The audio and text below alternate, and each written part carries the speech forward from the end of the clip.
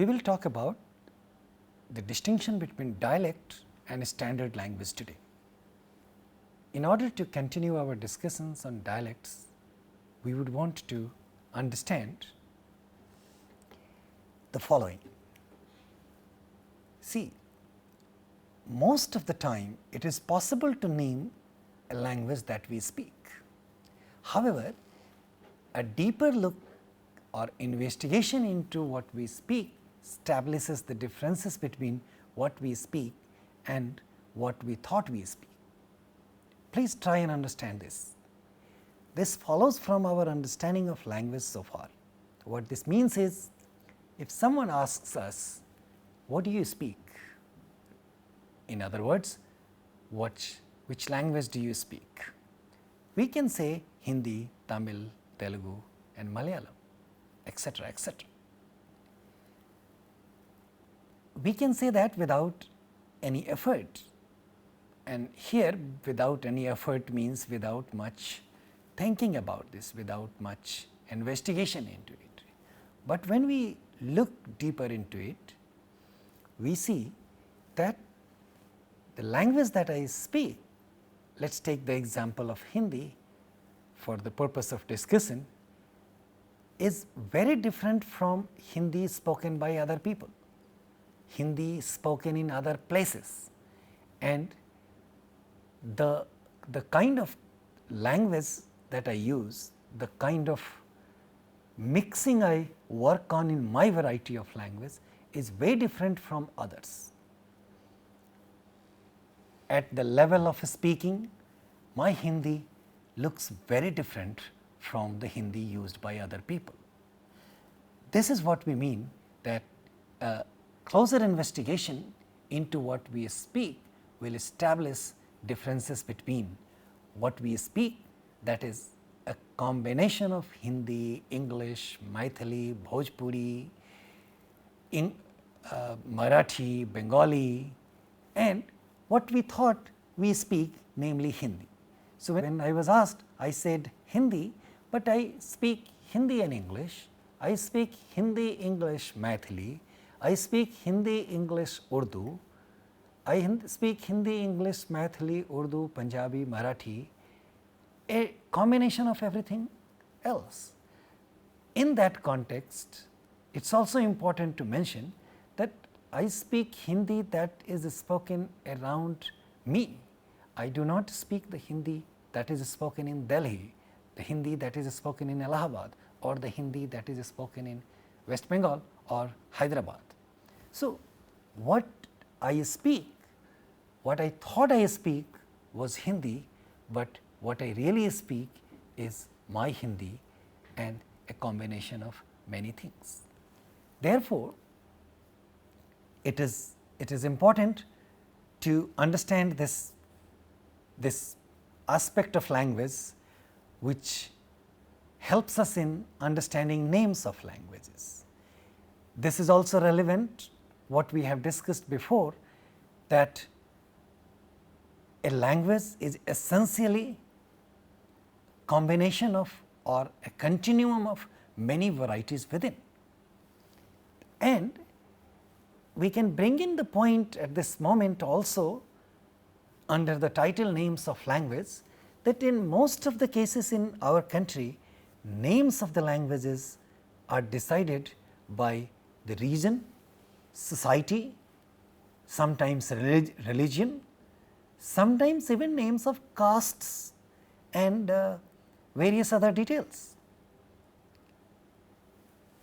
For an understanding of language in society, this whole thing in totality requires a clearer understanding. And this will also become relevant for understanding the idea of dialect and what follows from understanding of language to the understanding of dialects. Let us look at one more issue. We mentioned some of the things like domains of language use in our discussion yesterday. Today we would want to understand the domains of language use or the domains of language function in two broad headings. One will be formal domains and the other could be informal domains. The use of language in the functioning of government, use of language in media, use of language in education, in particular instruction, and the use of language in business dealings and religion. If we consider religion as the formal domain, I leave this thing, the decision of religion in question. For some people it could be a matter of formal domain, for others it could become a matter of informal domain. So, I leave it open. These lines are not important, these boundaries are not important, but the understanding of two broad distinction, two broad categories of in terms of two broad domains is important. One is formal domain, the other is informal domain. The informal domains constitute the use of language within family, the use of language within friends, and the use of language in community. What also distinguishes the formal and informal domain is the use of type of language. The formal and informal, these are themselves by themselves types. We use formal language is strikingly different from informal languages in terms of their cognitive settings. Formal language is cognitively loaded, is cognitively demanding, whereas informal language is less cognitively demanding. It is used mostly unprepared, whereas for formal language, for the use of formal language in formal domains, we require lot of preparation, lot of precision, and thus lot of precision and preparation make it loaded, that is cognitively loaded. So, this is also important for understanding the distinction between language and dialects. To talk about language and dialect and to establish what we discussed yesterday, that language is, there is literally no difference between language and dialect, we will need to understand little bit more in terms of the myths of a standard language. There are certain things which appear to be accepted facts by people, and please understand the language, any discussion on language is so normal and natural that people end up talking a lot and people will have opinion about it, and some opinion become myths.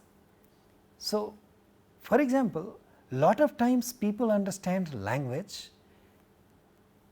in its connection with the script that the language uses for the purpose of writing. However, if you remember, we have discussed earlier that the ability to write where we use a script is part of general purpose cognition, whereas the only spoken part, only the speaking capacity which is part of language is what makes language, is what brings language into the domain of special purpose cognition. Therefore, speaking and writing are two different types of human abilities. Nonetheless, whenever we discuss language, we get to hear that language must have script, and therefore, I am putting these things in the red, script, to underline the connection between language and a script. Technically there is none, but it has become a myth. Similarly, the term standard language itself is a myth, but an understanding of standard language requires or has become so fossilized that only languages with scripts are considered a standard language. Language that has got literature, printed literature in it in terms of stories, drama, poetry, novel, and then that is considered language. The richness of the literature and the availability of literature from any language gives it higher status as a language, as a standard language. One of the things associated as myth for a standard language is the number of speakers. So, most of the time people decide whether a language is a language or a dialect on the basis of number of speakers. While comparing the two, if one has more number of speakers and the other has fewer number of speakers, then the language with the fewer number of speakers are often termed as dialects, and language with the larger number of speakers is considered language. At the same time, if two languages are intelligible, that is, there is some sort of mutual intelligibility in two languages, then one on the basis of number of speakers would be considered the dialect of the other. So, a language with a fewer number of speakers with shared intelligibility with the language spoken by larger number of speakers would often naturally be termed as the dialect of the language. People also believe that the language of the formal domains is language. Language of the informal domains, on the other hand, would be considered dialects. And for something to be gaining the status of language and getting out of the level of dialects, it must be spoken in the widespread geography. A language in the small locality, small geography with a larger, fewer number of speakers, with which lacks literature, and probably it does not have its own script, will form the standard features for something to be called a dialect. Whereas, in this context we are putting these things as parts of myth for standard language, which is self-explanatory that none of these things are technical requirements for something to be language or the other to be dialect. There is another part which we can discuss in the process of a standardization. As we started with, standard language is a myth. It is myth in the sense that all languages are languages.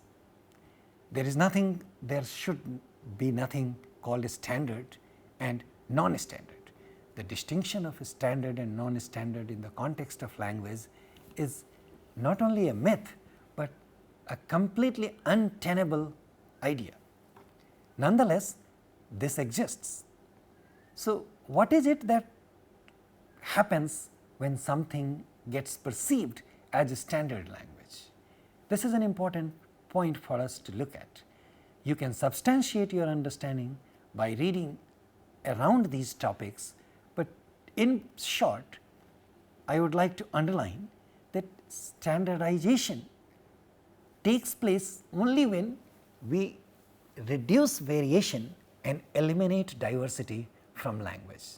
Please understand that diversity and variation are natural to language. These two things are inseparable from language. There is no language possible which will not have variation within and which will not have diversity within, or which will not cover diversities. Therefore, we can also conclude on the basis of these two statements that standard language or the whole process of a standardization of language is not natural, in other terms artificial. Therefore, we termed the whole process of making the distinction between language and variety on one side, and also the making of distinction between standard and non-standard language will be part of superficiality.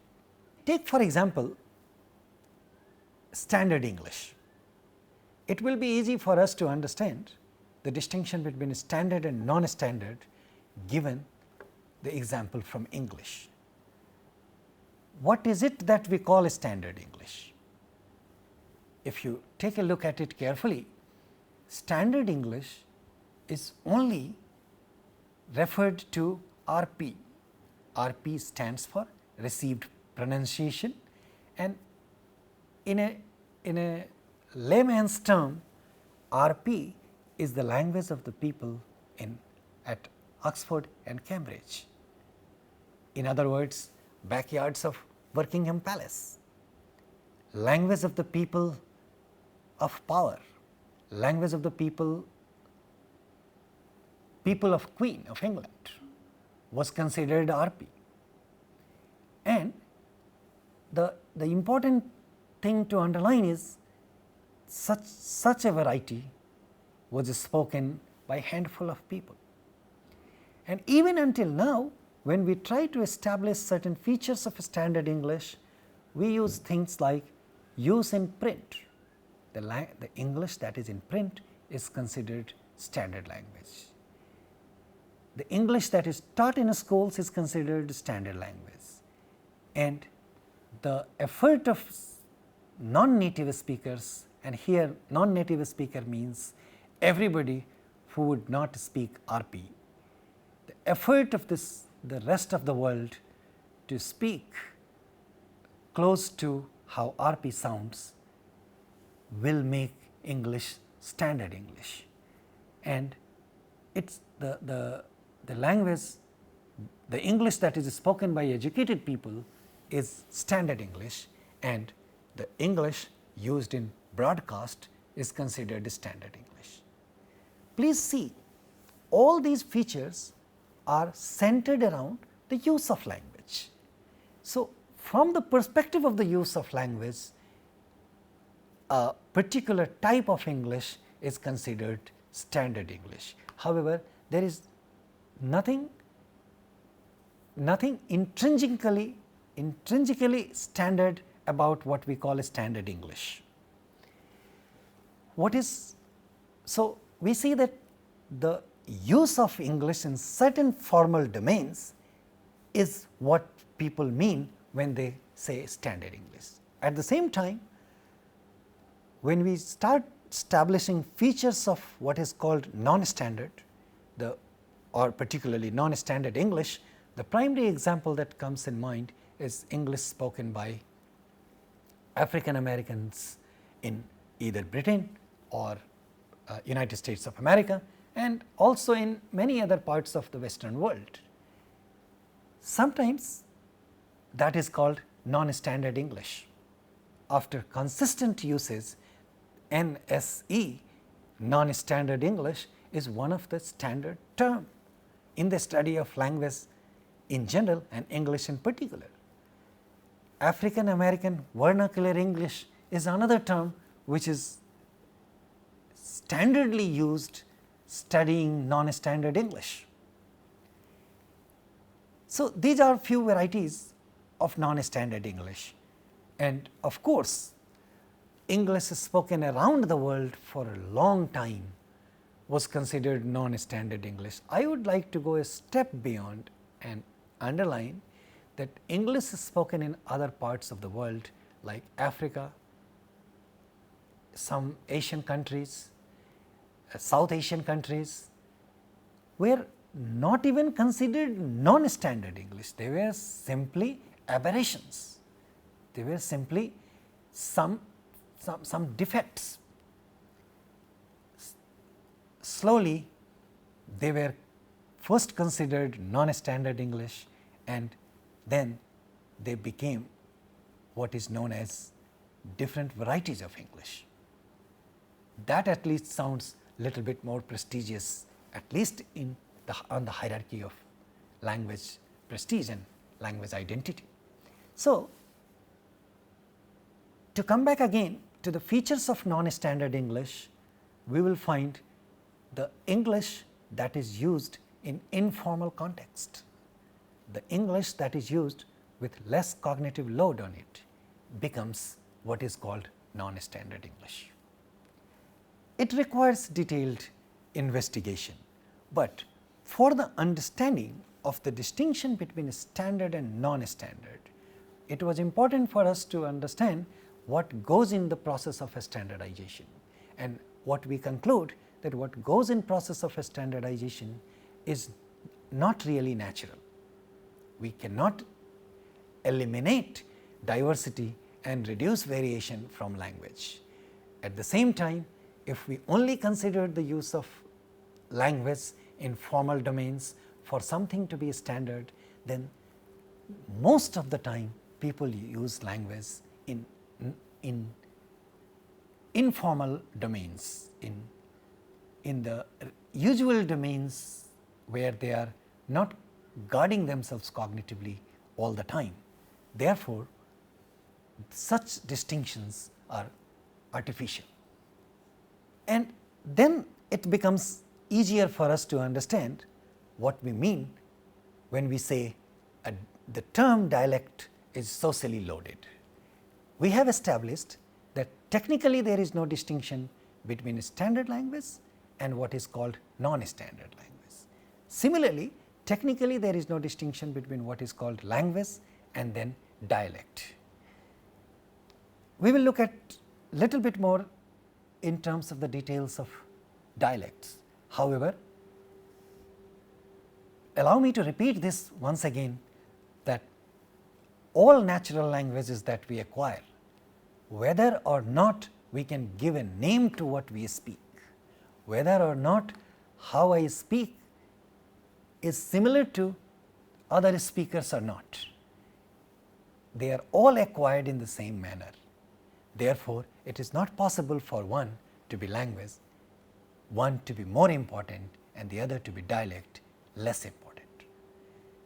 The technical understanding of language acquisition helps us understand that there is no distinction between language and dialect, no distinction between standard and non-standard languages. They are only socially loaded terms, and in such a context it has been said that a language is only a dialect with an army and navy.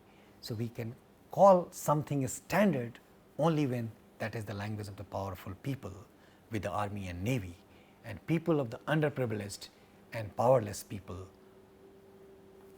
people on the street, people in the real world, real society will be termed anything. However, that does not make any distinction, any difference. So, let us look at a little bit more about dialects and some of the features of dialects. If a language is used within a smaller geography, and that is considered a regional language or a local language, that is very easily, very comfortably, such a language is termed dialects.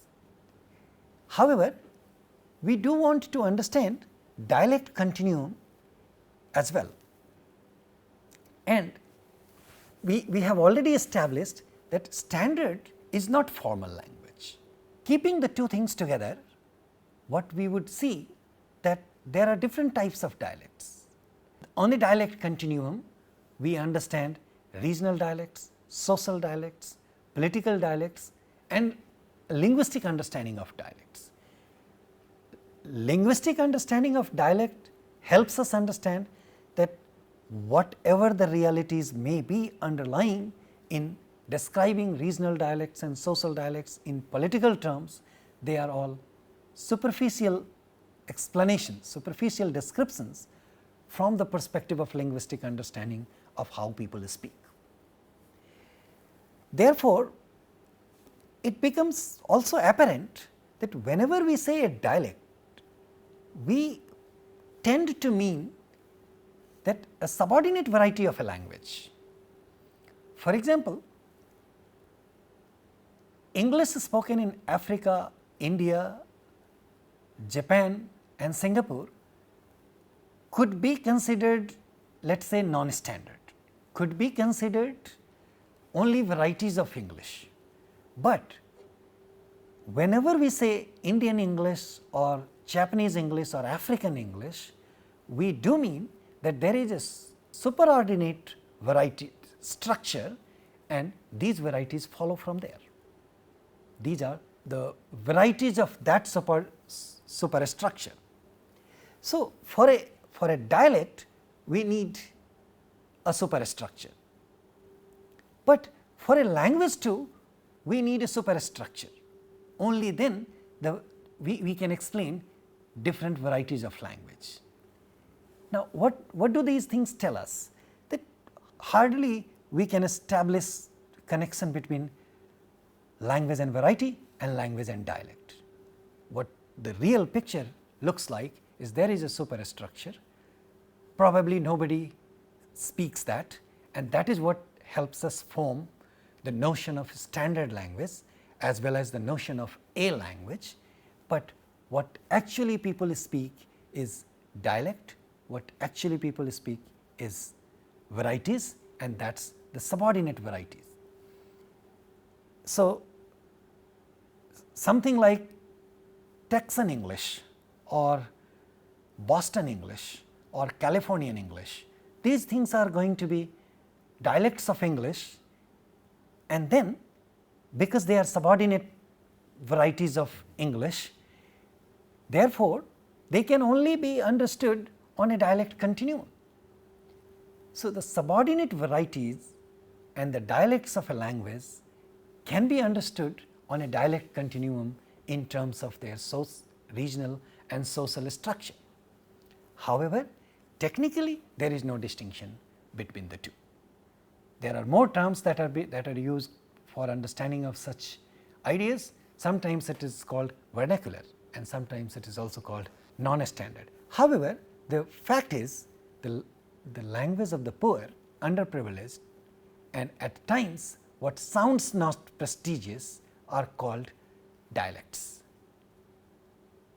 These terms explain nothing about technical understanding of language, technicalities involved in explaining language linguistically. And with this we integrate again our understanding of society. Such an understanding of the distinction between language and dialect, language and variety, standard and non-standard, becomes very apparent and relevant in the society, that is where people interact, in the groups. Along with this, so by now we establish language and society. What comes into picture in the understanding of this overtly is the term culture, and language plays important role in understanding of culture as well. So, culture is called shared norms. Shared norms constitute culture, and people who share norms in a society are part of one culture. We will look at how the meaning of shared norms and how when people share norms become really important in understanding both language and society. Thank you.